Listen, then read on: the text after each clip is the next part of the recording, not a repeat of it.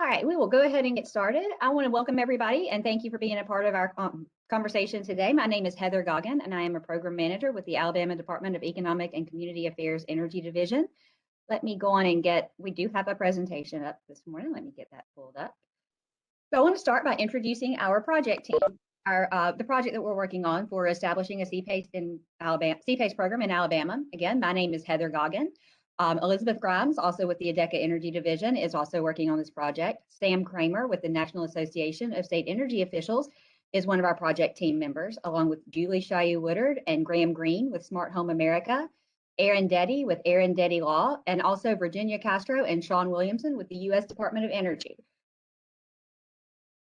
For CPACE, we'll get a little bit more in detail about that in just a second, but just to kind of give you an idea of why you were invited to this and it's important for you to be a part of this.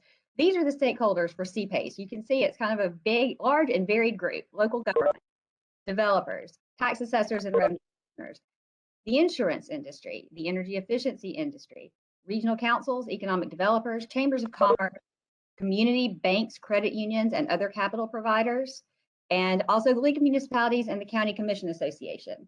So it's a pretty big group of folks that can be impacted and can play a large part in CPACE.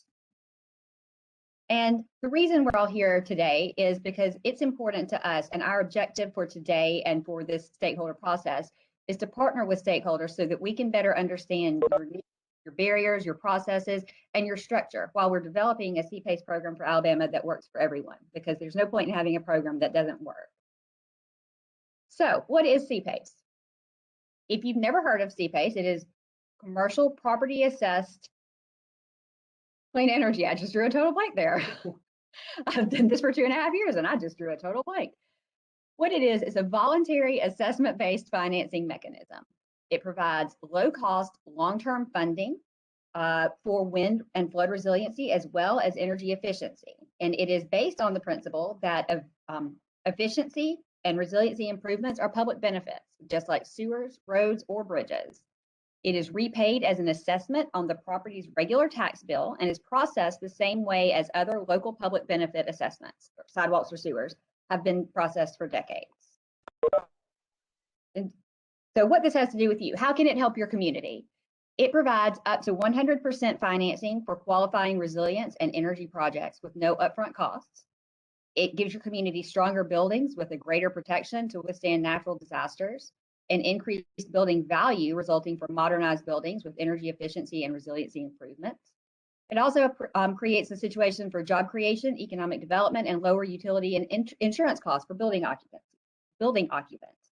And largely, it is important because it does not create new debt for your community. It is financed through private lenders and third-party financing providers. So right now, I'm actually going to ask Julie Shayu Woodard with Smart Home America to give you a little bit of background on what PEER is, because there can be a little bit of confusion as to PEER and PACE. So just to clarify, CPACE is the name of the overall program. That is what it is nationally, and everywhere else is Commercial Property Assessed Clean Energy. In Alabama's CPACE program will be called PEER, which is Property Insurance and Energy Reduction. So Julie, if you can tell us a little bit about the legislation and what it entails and where we are with that. Absolutely. Thank you, Heather. So in Alabama, we have bad weather. So I'm going to give you some context as to why we walked forward with this. We have flooding, tornadoes, hurricanes. We know that small businesses, 40% of small businesses across the entire United States, are either underinsured or not insured at all. We know that small businesses are very much the lifeblood of our communities. We all saw how this was impacted during the COVID outbreak and the pandemic that we're enduring. We also know that they don't have huge cash reserves and they don't necessarily understand their risks. We know 1 in 4 small businesses don't reopen after a natural disaster.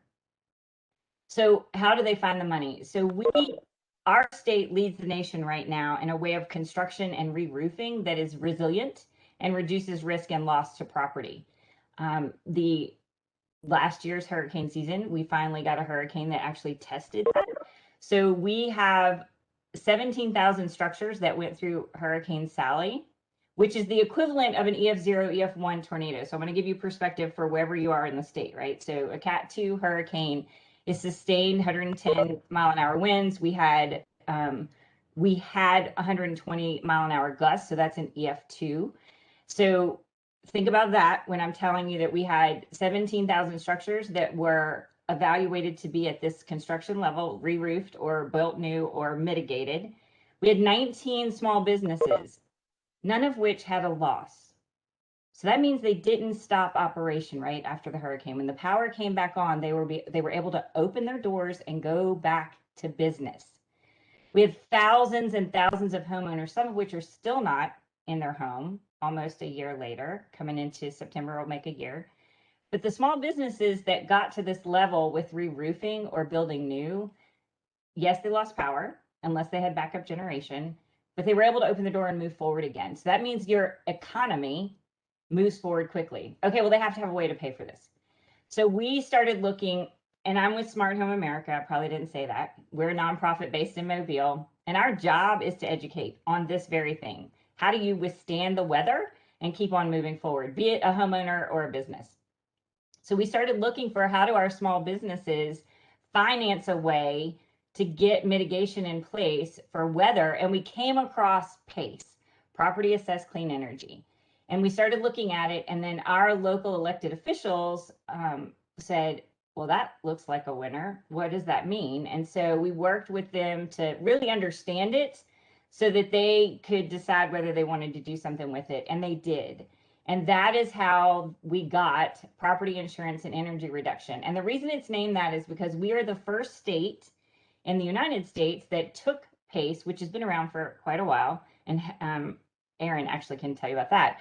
But we took it and modified it to bring in wind and flood. So not only is there the ability to mitigate for energy, but there's also the ability to mitigate a structure for flood and for wind. And what that does for us in our state is just very unique because we have other legislation in place that gives discounts on premiums for hazard insurance to commercial properties that meet the fortified standard. So the fortified commercial standard garners a recognition and a reduction in insurance and coverage for businesses that meet that standard. And so that was the original inception of why do we need to go after PACE. We were looking at it for both residential and commercial. When it all shook out at the end, we got commercial. And so this will be hopefully a pathway that small businesses in particularly can work to mitigate their structures for energy efficiency and reduction to risk, which will garner them a reduction in insurance premium. And all of that means more capital that they can grow their business, hire more citizens in their community, and expand. And so all of that means a better economic basis for you as a municipality or a jurisdiction or a county. But it also means if they hit that fortified standard, that's one more small business that can take a significant weather event and keep moving forward when everybody's recovering. They can open their doors and get back to business quicker. Did I answer everything you needed, Heather? I think so. So Julie's told you how we got to PACE and PEER. And so to give you a little bit of a legislative background, in 2015, the Alabama legislature passed the Property Insurance and Energy Reduction Act of Alabama. And what that does, it does enable local governments or tax districts to adopt the use of PACE for commercial properties. It allows local governments to establish a program to finance improvements through assessments on tax bills and to increase energy efficiency and resilience to storm-related events. Then in 2016, September 2016, the governor signed Executive Order 22, which gave ADECA the regulatory jurisdiction over PEER implementation. So we've been tasked with developing that PACE program. Problem, of course, with that, like so many different things, is that it's great and this is an awesome program and we really believe in it, but paying for it and implementing that definitely takes funding and time. So we were really very fortunate that we were able to apply for a competitive award from the U.S. Department of Energy that has given us the funding to be able to really develop the program and to be not only to develop the program, because we could have slapped in a program and put it on paper and had it out there, but we really wanted to spend the time to develop a program that works for Alabama. There are a lot of other states that have had PACE in place for years, and they've made a lot of changes and learned a lot of lessons. And we didn't really see the need to reinvent the wheel or to make those same mistakes. So we partnered with the National Association of State Energy Officials and with Smart Home America, and to do a lot of research and to learn from those things. And this is a key part of that project that we're working on with the Department of Energy, is working with you guys, working with our partners and our stakeholders, because we really want to understand not only the national CPACE landscape, to learn from those experiences, to see, because just in the 2 years that we've been working on this, there have been big shifts and big changes in what CPACE looks like nationwide. But we want to understand your needs, your barriers, your processes, from developers, property owners, local governments, tax assessors, and funding providers. And in getting there, we worked with NASIO, who developed a white paper for us to do this. And so I'm going to turn it over to Sam to let us go through with us some of the findings that they had and how they developed that white paper. Sam? Great. Thanks so much, Heather, and good morning, everybody. It's nice to see you all. My name is Sam Kramer. I am the Financing and Program Director for the National Association of State Energy Officials. And we have been working with DECA on helping them think through potential options to develop a CPACE program based on best practices from across the nation. If we can go to the next slide. I want to just kind of talk a little bit about us and who we are, since I don't think a lot of you have probably heard of us. So NASIO is the only national organization whose membership includes the governor-designated energy directors in their offices. So that includes the DECA's energy division, which Heather and Elizabeth are a part of. We're basically the national organization that represents them in front of Congress and the president. And we also provide a number of consulting and technical assistance services as well to help the energy offices think through various challenges and questions around energy policy, since there's obviously a lot going on in energy at every one time. A lot of the states have, a really good knowledge of what's going on in their own state, but given that we have kind of a more national perspective, we're really helpful in getting the energy offices connected with one another, sharing best practices, helping them think through what they need to be doing and figuring out what other states are doing on the topic. So if we go to the next slide. So under the terms of this DOE award that Heather mentioned, we were subcontracted with them to develop a report looking at the current state of Alabama's CPACE statute, and also looking at what other states with established CPACE programs have been doing across the nation, and taking those best practices and synthesizing those into some suggestions that Alabama can use as they begin to stand up their CPACE program. We interviewed eight CPACE programs in 8 states, so Colorado, Connecticut, Michigan, Missouri, Rhode Island, Texas, Virginia, and Wisconsin, to kind of get a good cross-section of the different kinds of programs that are out there across the country, and what are some of the best practices that those folks have learned over their years of experience working with CPACE and getting their own programs put together. So after conducting a number of interviews with each program administrator, we supplemented those with our own additional research and developed and put these findings into the report that is on our website. And I believe Heather and Elizabeth also have a copy if you would like to read through it as well. If we go to the next slide. So first we wanted to look at the statute and some of the critical pieces that kind of go into that statute. And what we found that's important is that the statute does have some additional flexibility here, in that it allows the financing of resiliency improvements, including wind resistance and flood mitigation. Not every state has that option in their statute, which kind of limits their CPACE programs from doing resiliency improvements. So we thought that was a really good thing that Alabama had been doing. A couple of limiting factors that we did notice in the statute, though, was first, the exclusion of allowing third-party administrators to collect charges and fees to pay for administrative costs. In order for a lot of CPACE programs to work, a lot of third-party program administrators that have been contracted out by the states do require a little bit of a fee in order to keep their operations running. And so having that limited kind of precludes developing a program with a third-party administrator, and kind of has to put it on burden on the local governments, and also requiring the administrators to incorporate fees into the interest rates rather than the project cost was another limiting factor, since that can increase the overall interest rate and make CPACE look unattractive compared to other kinds of financing when it's not necessarily the case.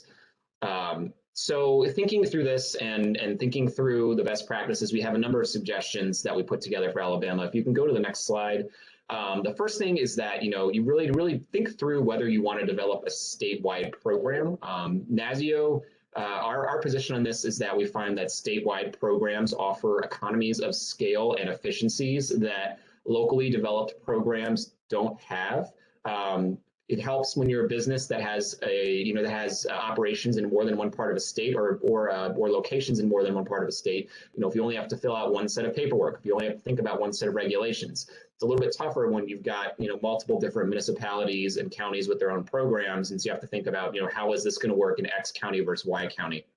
So a statewide program kind of eliminates some of those redundancies and makes it more efficient for businesses to operate throughout the state and understand how the financing is going to work. However, we did recommend that there are cases where a local government, especially a larger government like a city, wants to kind of develop its own program and they have the resources and ability to do so.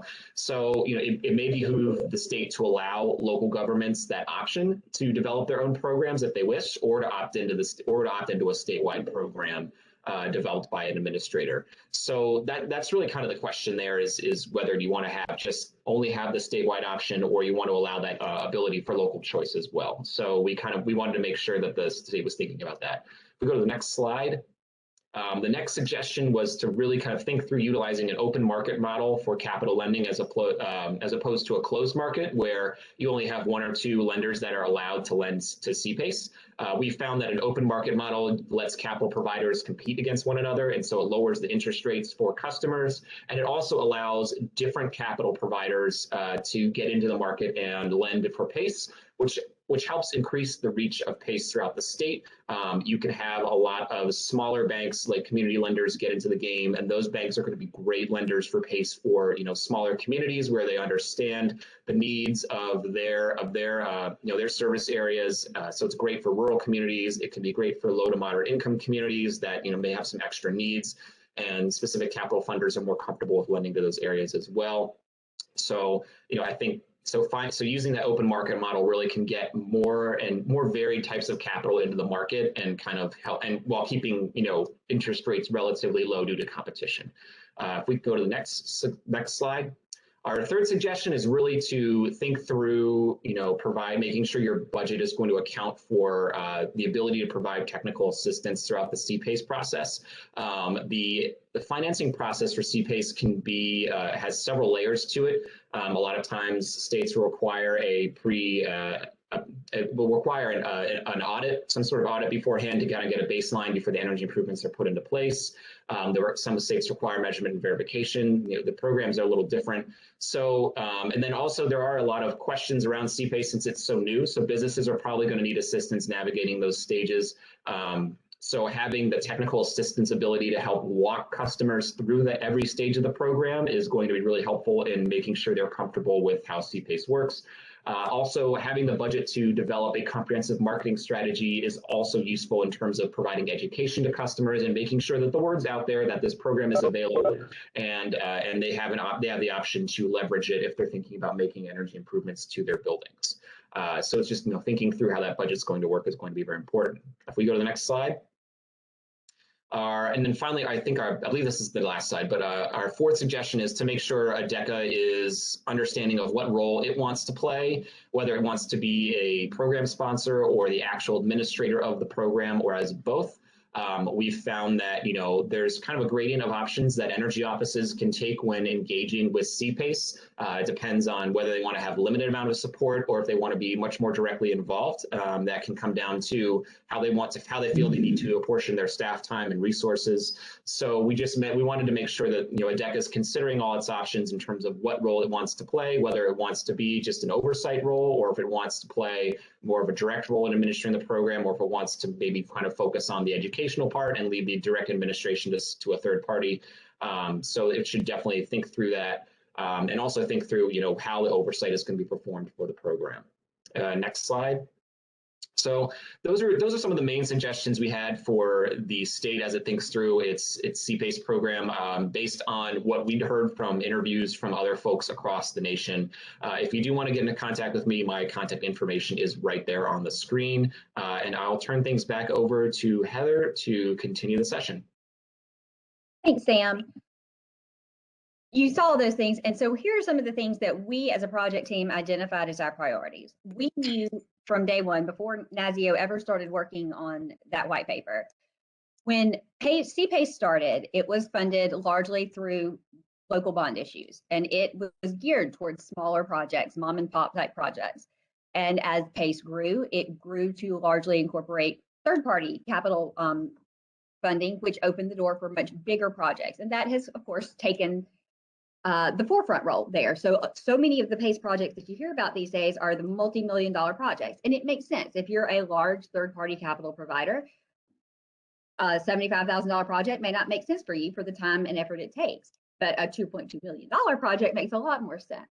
But those small Main Street type projects are really important to Alabama. Alabama has a lot of small towns. Alabama has a lot of rural areas that are working to redevelop and to kind of refresh themselves. I live in Wetumpka, so Main Street Wetumpka is a really important thing in my life. And that's a thing that we really wanted to be able to focus on. And so for that, we wanted to be sure that we engage local banks and credit unions, because to Sam's point, those are often the best source for those smaller projects. They're used to working with those community programs and communities. And so that is a really great opportunity to engage the community there. It's also really important that we reduce and eliminate burdens on local governments and tax assessors. This program is intended to help local governments grow and with economic development and benefit people. It is not intended in any way to become an extra burden or a source of more work or more problems or trouble for the local government, be it the city or the county. So we really want to be sure the program is structured in that way. Consistent, easy process regardless of size or location. We all know that we have developers in the state who work in Madison County just as well as they do down in Baldwin County. And it is a lot easier for everyone if that process remains the same, regardless of which end of the state that you are working on. And so the easier that is and the more consistent that is, the better it is for everyone. It's also important that we're able to collect data on the program, so that we know where it's being used and that ways that we can continue to grow the program, to better develop the program, and to further evolve the program. And active stakeholder participation, both in the development and after the implementation. You guys are the ones out there every day who will be using the program. We can sit in our office and design a program that makes sense to us on paper, but that doesn't mean that it works in the real world. We all know that. And so that's why it's really important that you are a part of this process in developing, and then because we want a living program that consistently grows and evolves and makes sense in what the market looks like today, that we have stakeholders who continue to be a part of that process. In that, we do recognize that there are some potential statutory changes. And so that's one of the things that we're hoping to learn through this process, is anything that needs to happen there. We know that there's some things like allowing for new construction or CPACE refinancing. Right now, the legislation does not allow for either of those things, but those are things that have shifted in the couple of years that we've been working on it. Both of those have kind of become standard and far more commonplace. So we want to consider those and adding those to our legislation, but we want to be sure that we know any changes that need to happen. We want to know all of those up front, so we only have to take it to the legislature once. We don't want to go back to the legislature year after year trying to make changes. So we're really hoping to learn and see a lot of those things through this process. But to give you a little bit more information on how CPACE works, I'm going to turn it over to Erin Detty. Erin is an attorney in Florida who has been very involved in their CPACE program. She and Julie worked together on establishing the CPACE legislation for Alabama. And she is probably the best person on our project team to go through the pieces of all the different parts and moving pieces of how CPACE works. So Erin?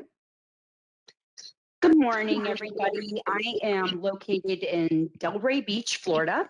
And I think it was 2013 that I got a phone call from Julie to say, hey, we want to start learning about PACE in Alabama, and can you come up and start working with us and talking to us about it? So this has been a long process to get here, and everybody's really excited about it, and especially this grant to enable really the launch of the program within the state. So there are a lot of different players in PACE. There are different processes. Starting off with the fact that the project gets created, a property owner may learn about a project through its contractor or the ability to finance a project through its contractor. A property owner may learn about PACE through a local government or at a conference, many different ways. But the project kind of comes to fruition. The property owner works with its contractor and decides, hey, I'm going to utilize PACE financing for a portion or all of my project. The project is then undertaken, documents are signed, the financing agreement is signed, and ultimately the project is funded. The project then, the costs of the project are then repaid through a non-ad valorem assessment on the tax bill. And then the local government's role is really to utilize that existing tax assessment and collection structure through your tax professionals within your local governments. And the whole process is designed to make sure that the data that comes to those tax professionals is the same type of form that they're used to with getting other local government assessments, to be able to levy and collect the assessment and then pay the money back to the funder of the project. This picture is E&M Wine and Grocery in West Palm Beach, Florida. It was one of the first small projects that was done in Florida. And it kind of underscores the fact that PACE is really flexible. It can be used for big projects, it can be used for small projects alike, and it has been. Next slide.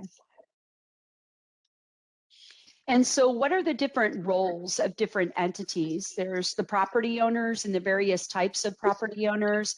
You know, anything within CPACE right now is not residential. Usually more than 5 units is how it's defined within a statutory context or a definition within a law or program, but it's multiple types of property owners within that commercial realm. Contractors are usually the ones that know about the project, or project developers. They help design the project if an energy audit is necessary to figure out what types of improvements would make sense from a cost benefit perspective. That's the contractor's role. Program sponsor in this case would be ADECA, most likely. Developing the program guidelines, getting the word out on the street about the program, working with various local governments, vetting administrators to come in and help launch and run the program. Program administrators are used to working on PACE. Usually they'll work on PACE in multiple states, especially within the commercial PACE realm. And what they do is they implement the program. They handle the day-to-day logistics of the program. They take the assessments that are queued up for that year's tax bill. They provide that information to the tax collector or property appraiser professional, whoever is with authority to undertake those roles within the local government structure. And then they do the marketing and the outreach to contractors and property owners to utilize the program. And then the capital provider can be one and the same as part of the administrator, or can be separate from the administrator if you're using local banks or other types of credit unions locally. So there are all different types of players and all different types of roles. Some of those roles cross over and sometimes are duplicative, but it definitely takes coordination overall to make a PACE program work and function, both recognizing local government's authority to levy and collect the assessments and utilizing that authority for the greater good of the community overall. Next slide. And so just a couple of case studies. Here's another case study in Maryland. You can see the project financing amount is $134,000. This one actually reported results and what the potential savings are.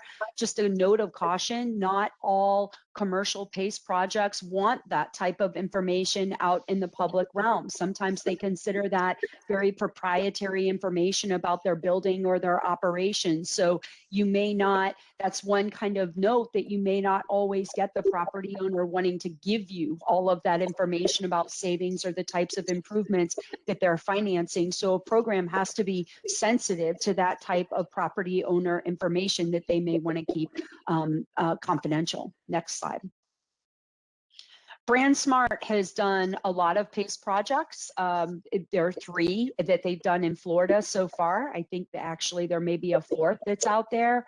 but these have been larger scale projects. And this is what I would kind of call like a mid-range project. And then the note about this one is it's a chain. And so they have come back and repeatedly used PACE for various projects. And you will see national property owners and property owner associations that may come back to the well multiple times because they've had success and they like PACE and its ease with which they can implement financing for their projects.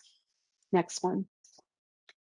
And then at the time, this was one of the larger or largest PACE projects in the country, retrofits of very large existing buildings within Minnesota. And, one thing about this is that, the PACE program doesn't have to be a robust, complicated program to yield results and finance projects. And so I know there may be desire out there to really get a project moving within Alabama as some type of pilot. In some of the smaller states with less robust programs, they've done exactly that. It's been a single project that has been a catalyst to actually put the structure in place and make it work. Next slide. One other concluding part of this is we have started to do some initial research with attorneys from ADECA to look at what kind of structures need to occur with the local governments also. And some of that research will continue. I know Heather's going to chime in on this slide, but really getting into the weeds on the implementation piece of this, because ADECA doesn't have the authority to levy and collect the assessments. It's the local governments that do that. And so we're looking at structures about how the local governments can come together through an interlocal agreement or a joint powers agreement. They're called different things in different states, but we feel pretty confident so far that that authority exists already within Alabama state law. So we think implementation of the program can mirror a lot of other states in terms of those multi-jurisdictional entities. So I'll go ahead and turn it back over to Heather. Thanks, Erin. So yeah, this is kind of just an overview of where we are and big picture what the next steps are. So we've done a lot of the information gathering. Sam and Nazio were a big part of that. We have spent, I can't even tell you how much time on the phone and in conferences like this with other states on our end, just trying to learn more and understand more about how their programs work and some of the things that they've learned. Best practices, that's a big deal for us, we want to start with the best practices instead of start with the not so best practices and then learn from those and move to the best practices. We'd rather start in the good place. And that's where the stakeholder engagement and this part of this comes in developing the rules and the guidance and the program guidelines. Education and outreach is obviously a huge part of this. So many people in Alabama have never heard of PACE, and so this is a completely new concept. It was to us when we started this, and so we want to be sure that we get the information out and that we're clear and that everyone understands it. And when I say everyone, I mean everyone in every part of the PACE world. The 5 different roles that Erin mentioned a couple of minutes ago, whether it's the contractor, the developer, the local government, the tax people, the property owners, there's all of those different things. So we did just have a question pop up, and I want to mention we're going to break for Q&A in just a minute, but if you have any questions, you can go ahead and put them in the chat, and we will be sending out a copy of the presentation as well as a copy of the white paper to everyone who's here, so you will absolutely have access to this. We talked about in our project proposal, we had planned on doing what we called a peer roadshow, which was Julie and Erin and Elizabeth and I all around the state going to different areas and having one-on-one conversations or, small group conversations where we could really get into these things. And of course, the last year with COVID has kind of put a hamper on that. So we've kind of delayed that, and we're figuring out what that looks like in today's world going forward. But then the implementation, working with local governments, we tend to think that a single statewide program that local governments can opt into is what is going to be the best option for us. But that's where what we're asking of you comes in. So we're going to have a couple of different roles that are possible in the world of PACE in Alabama. First part starts now as an active stakeholder to help develop CPACE in Alabama, to participate in working groups, which I'm going to detail in just a moment, and to really provide your input, whether it's in person, email, phone calls, however that looks as we're going forward with those working groups and moving forward. Once we get the program in place and we know what it looks like and we're ready to hit the ground running with that, we're going to need what we're going to call peer ambassadors to help us promote CPACE in Alabama. And again, this will cover all of those different components and different roles within the CPACE world, because we need people who can serve as a resource for your peers. So we need the tax folks to be able to talk to the tax folks, because those are the things that are going to make sense. It doesn't make much sense for necessarily the developer to go have a conversation with the tax assessor because they're not speaking the same language. Those are two different worlds. So we need those to become a peer-to-peer opportunity and to help implement CPACE in your jurisdiction. So I'm going to stop here for just a second and see if there have any questions. And if you could put, I've had a few pop up in my chat. I can't see those directly right now because I've got the PowerPoint up, but if you could put them in the general chat or send them to Elizabeth Grimes, we'll get those answered. Or if you want to just unmute real quick, we can and ask a question. You're welcome to do that in the next minute or two.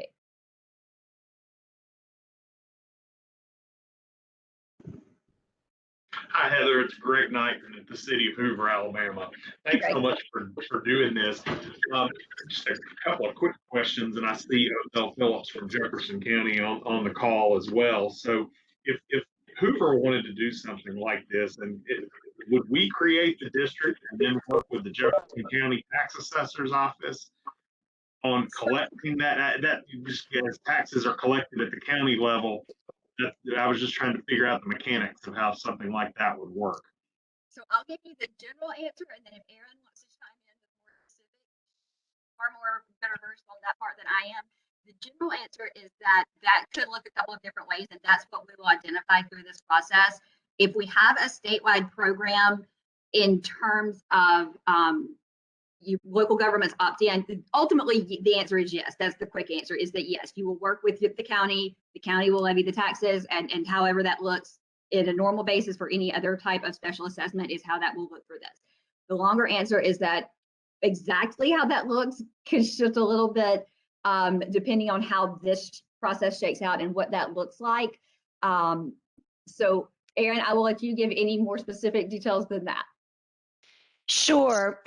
So how it's worked in Florida, which I envision elements of that probably being applicable in Alabama because you have similar authority that allows local governments to come together to implement something like this. So let's take an example where two local governments want to build a regional water plant.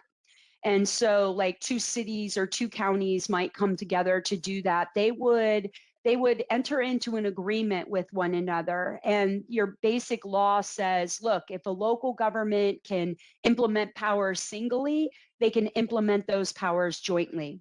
And so it's the same type of concept where you would be able to enter into this agreement and then other local governments could join into that agreement. And so the way it's worked in Florida, which is not necessarily the perfection of the model at this point because they have kind of multiple multi-jurisdictional programs, you know, the idea that would be that you could have this base agreement that could have 100 local governments, cities, counties, all joining in that basically say, look, we're going to operate this together. We're going to operate under these parameters that ADECA has established. ADECA has either procured or selected administrators to do all the legwork to run the program, but the local governments are just really the conduit to be able to levy and collect the assessment and pay it back to the financing entity. And so we've seen local governments that want to get really active in PACE. They want to put information on their website. They want to hold, you know, seminars or workshops for the community to learn about the program. And then there have been smaller local governments that have been really hands off and said, let's just let the program run. And we just want to make sure that the information is provided to the local tax professional the way they want to see it done and that it's levied and collected properly. So I can answer any other detailed questions that you have, but you know, joint powers agreements or joint interlocal agreements have been something that's been around a long, long time, and your statutes authorize that type of structure. Heather, this is Nan. I have a question. all these questions that I have may be answered in the white paper, and I know you may not have time to get into the weeds, but in terms of the jurisdiction, is it going to be a statewide jurisdiction from the standpoint of how the program is implemented from a tax point of view, or will every local municipality set up its own tax structure? And the reason I'm asking that is we support a 7-county region, the Alliance, and we may want to take the lead in doing some of the information awareness or education awareness and putting on those webinars you're talking about. But if it's going to be on a jurisdiction by jurisdiction basis, that would determine how we would move forward in doing something like this. So how is that going to be structured? So per the legislation right now today, each to participate in the program. I'm having a hard time hearing you. I'm sorry. Oh, no, okay. Is that any better? I don't know how to make it any louder. There you go. Now it's perfect. Yeah. Okay. So there are, as it stands right now, the legislation says that a local government has to get, there's a resolution process and things like that to adopt it. And then there's a public comment period and those types of things. So ultimately, while we do, and we think we want, and we'll identify definitively through this process, while we think we are leaning towards a single statewide program because only county governments have the authority to levy and collect taxes. It has to be done on a county by county basis just because of that, because nobody else in the state has the authority to levy and collect those property taxes. But we're hoping to make it kind of a turnkey process so that it is hopefully pretty painless and easy to just be able to opt in, go through the process and get it going. So it's a little bit of both. And I know that there are other states, other communities where they've done a conglomerate of a few counties working together to do it. Hopefully, I don't know that that will be necessary if we do the statewide program. We'll see how all of this looks once we get through this stakeholder process and getting everyone's input, or whether it will just be easier because there's a statewide program, whether it's just easier to opt into that. So we'll see exactly how that looks. But so that, I think the best answer for everything is right now, I don't have definite answers on anything because that's what we're trying to identify by having everyone be a part of the process. So the timeline, that was a question that we had popped up. So our goal and timeline on getting CPACE up and running to accept projects is this is on paper and in our heads. Again, this largely depends on this group as we go forward with the stakeholder process. We would really like to have the guidelines pretty much at least in a final draft form and really ready for review with our attorneys here at the DECA and project team and everyone late August, early September. That's kind of our timeline to get through this, which is pretty aggressive. It's pretty quick, but we know that there are projects that are wanting to use PACE. They're wanting to be able to leverage PACE. And so that's kind of where we are. And after that, I can't guarantee for sure exactly how long that review takes. It kind of depends on what that input is from the attorneys and the internal folks and things like that. But we're hoping that we get it right the first time and are able to get through that process pretty quickly. We had another question about the interpretation of the legislation in terms of new construction and refinancing.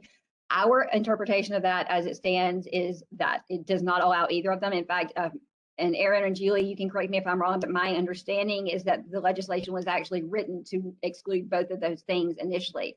But again, the CPACE landscape has kind of shifted since that legislation was written. And it is far more commonplace and is far more the norm to include those things. So that's why we are hoping to look at that in potential changes and recommendations for the legislation. Got one comment here for emphasizing a few things. And this is a very good point, Cliff. Thank you for this. CPACE is totally voluntary for the local government. It is it's voluntary. We're not going to tell anybody that they have to adopt this or opt into this. It is 100% voluntary for the local government and for the property owners. Some of the financing people may be a little bit concerned about the whole consent thing and if there's an existing mortgage, and lender consent of existing mortgage holders is absolutely necessary. That is 100% required actually per our legislation, and even if it wasn't in the legislation, that is very much a best practice. So if there's an existing mortgage on a property, in order to participate in PACE, there does have to be lender consent given. And it is possible to have some standard templates and then allow local programs. But again, if we're leaning towards the single statewide program, we would prefer for those to be as consistent as possible. And that's kind of where we think it will go. I'm not 100% sure on that. We'll find out through this process. But that's kind of what we're thinking. Was there another one that's below that, Elizabeth? And then when do we expect to try and run legislation to add those things? Are we set on county billing collection enforcement? Can it be delegated to the capital providers? Timeline, it depends. I know this is a common refrain here, but it really kind of depends on the end results of this process and what it looks like in terms of the county billing collection and enforcement. Those are the things we don't know. I'm not a tax assessor, I'm not a tax collector, and I'm also not a capital provider. So that's why having the input from each of those parts is an important part of this, to be able to understand what makes the most sense and what that looks like. And so we will take the recommendations and the comments that come through this process, and we will incorporate that in any changes that we recommend. Ultimately, we will be making the recommendations, and where that goes from there. Again, in a perfect world, hopefully we'll have the recommendations available for the next legislative session. You can never guarantee or promise anything in terms of the legislature, because who knows what that looks like this time next year. But again, a lot of that is very fluid and depends on the outcomes from this process. I think those were the only questions we had in the chat. Did anyone else have any questions where we are right now? Or Erin, Julie, or Sam, anything to add? The only thing that I would add is, part of this process too, in terms of designing the program, is to actually learn from other states and try to build a better mousetrap, so to speak, but also being sensitive to the authority of the local governments at the same time. And the tax professionals and getting that input. So I think that there's been a lot of tremendous progress with this grant, and looking forward to where we land. We had one more question that popped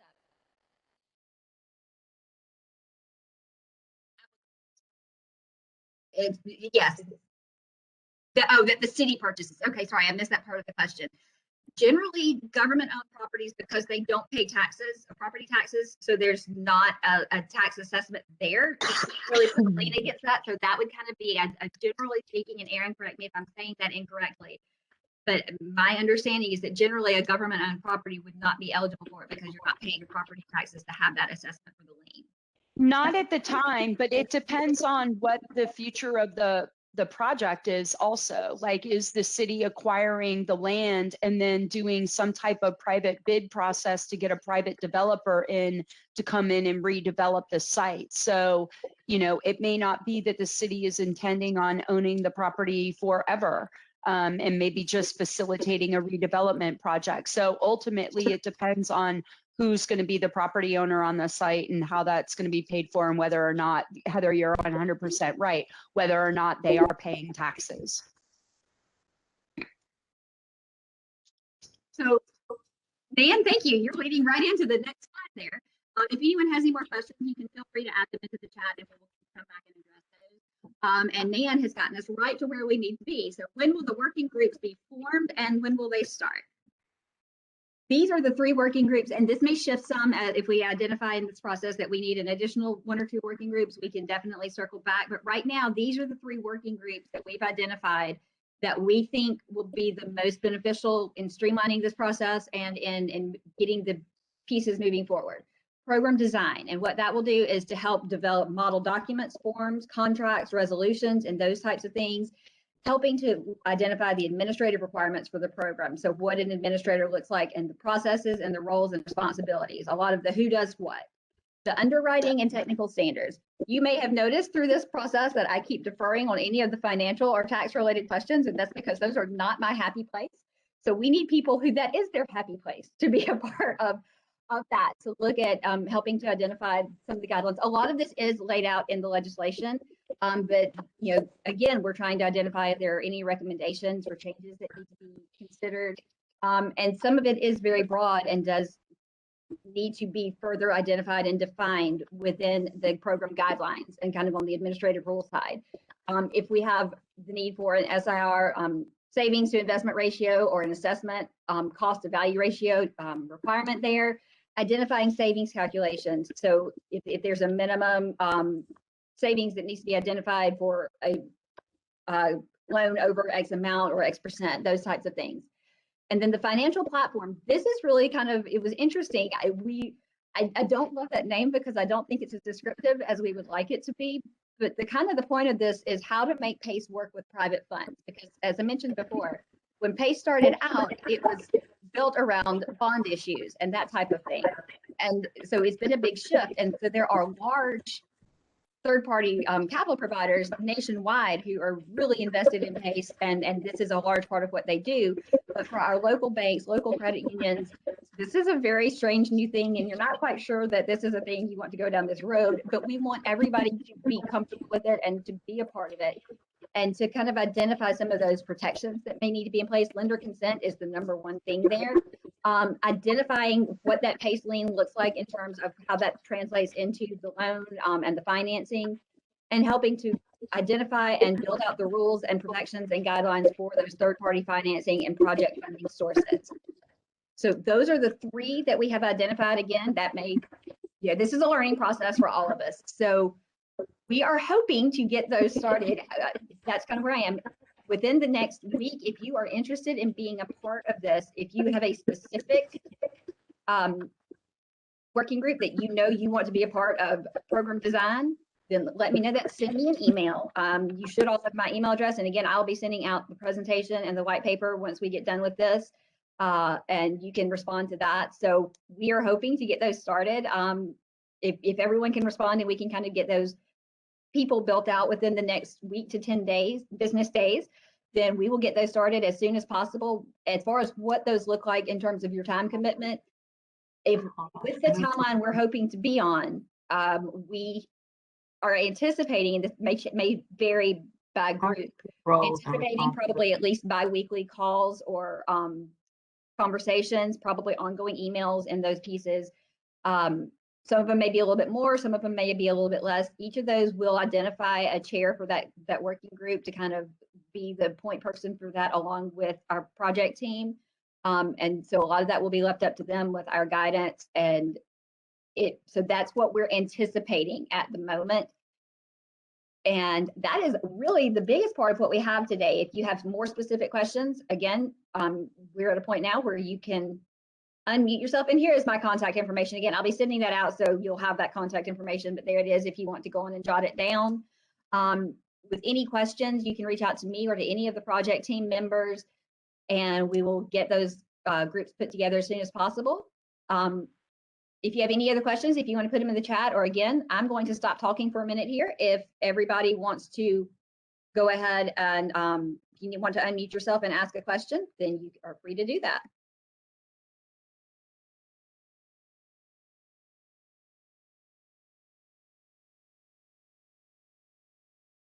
All right, so that we're not getting any questions so far. So either everyone is, we covered everything and nobody has any questions, which I find highly improbable, or you're more like me and your brain is a little bit frazzled at the moment and you need some time to process and get through all of these things. I will absolutely include a link or to the legislation so that you can see that. I'll include that in that email that I send out. Julie, Aaron, anything that you guys want to add that we've missed over?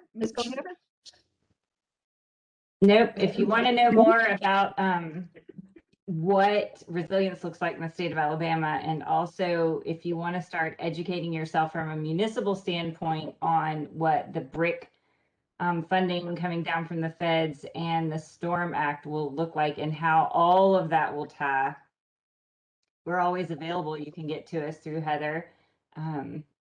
A lot of things are coming down the pipe that will help you as jurisdictions, for all of you that are representative of a jurisdiction today, make decisions and have financing available to get those decisions to fruition.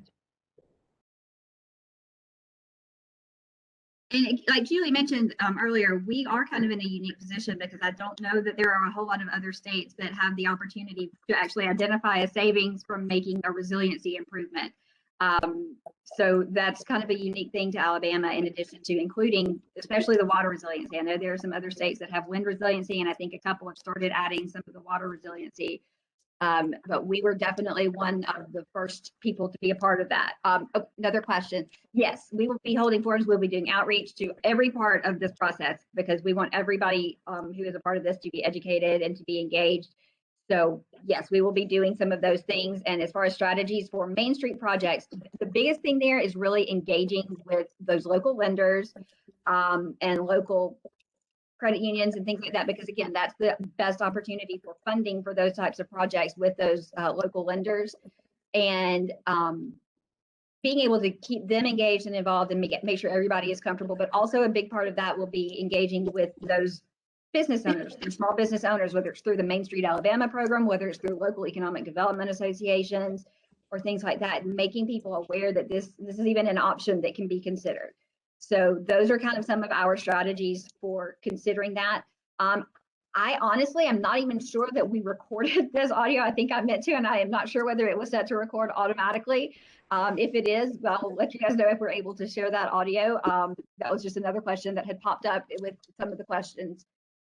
So we will look at that and see if we're able to do that. Let's see, give it another second. If you asked a question and I didn't address it as far as you wanted me to address it, then let me know and we can try to go into more detail on that.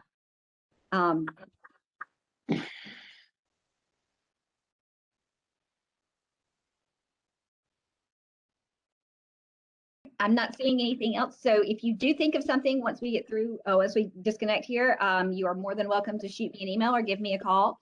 I'll be sending all this information out, hopefully within the next hour or two, get it out to you guys so you can start looking at it, and look forward to hearing from each of you and figuring out which working groups. Also, if there is someone in your organization or in another organization that you think should be aware of this or be a part of this and you don't see them on this call today, then feel free to share the information. We really do want to be sure that everyone is as thoroughly and well represented and an active part of this as can be possible. So slide with the working group. Let me go back to that and share that again.